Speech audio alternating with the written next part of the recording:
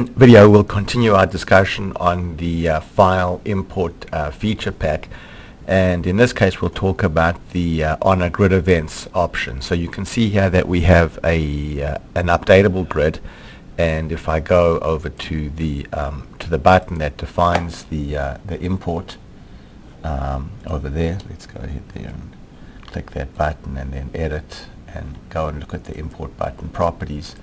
You'll see that we've now turned on this on a grid rules and events, and so this means that all of the validation rules that are defined in the grid and also the can insert event will all fire.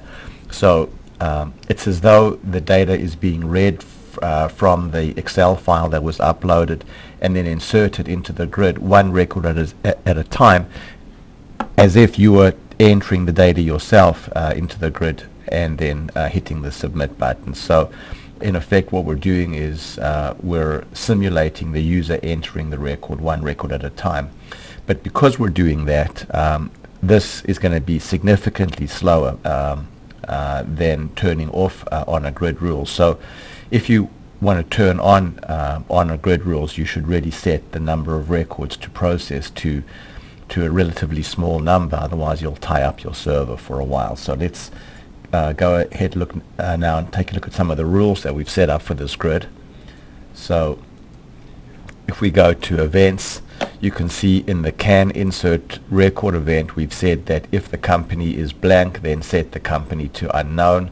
This could have been code such as, if the date is blank, then set the date to today's date, or set the date to today's date regardless of what its current value is. So you can put anything you want into the can insert record event. And then let's go to field validation, and you can see here for the field event on the company field, I've said that if the company name is Microsoft, then say that the company cannot be Microsoft, or we're going to prevent the user from importing any record where the company name is Microsoft. So let's go ahead now and run it. So we'll go ahead now and choose import, and we'll choose this customer data file and then click the upload button. So Alpha 5 uploads now and starts to import the data.